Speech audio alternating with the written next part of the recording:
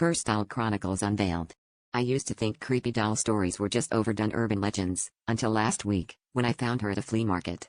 She was wedged between a cracked porcelain clown and a box of rusty utensils, her pale blue eyes fixed on me, lips frozen in a smile that felt too knowing. I remember the vendor's words, almost a whisper, "She's older than she looks. Brings luck, if you treat her right." I should have walked away, but I was drawn in, convinced she'd make the perfect quirky addition to my apartment. The first night, I left her sitting on my bookshelf, facing the window. By morning, she was turned toward my bed. At first, I blamed my own forgetfulness, but then the subtle things started, the soft creak of footsteps when I was alone, the faint scent of lavender in rooms I hadn't entered.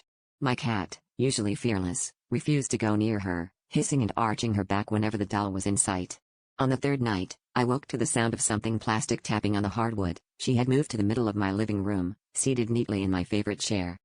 By the fourth night, I started recording with my phone, certain I'd catch nothing.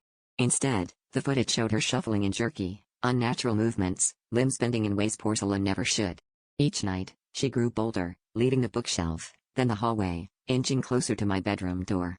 I tried to hide her, even locked her in the closet, but each time, she found her way out, always a little closer, always watching. Desperate, I scoured forums and old books, searching for any clue, but only found warnings: never let her touch your skin. Never fall asleep if she's near. Tonight, I jolted awake, ice-cold air prickling my skin. There she was, standing by my bed, tiny porcelain fingers wrapped around the handle of a kitchen knife, the blade gleaming in the moonlight. Her painted smile seemed wider now, her eyes somehow alive.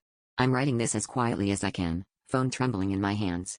I don't know what happens if I scream, or if I run. But I do know one thing: the vendor was wrong. She doesn't bring luck, she brings an ending. And I think mine is standing right beside me.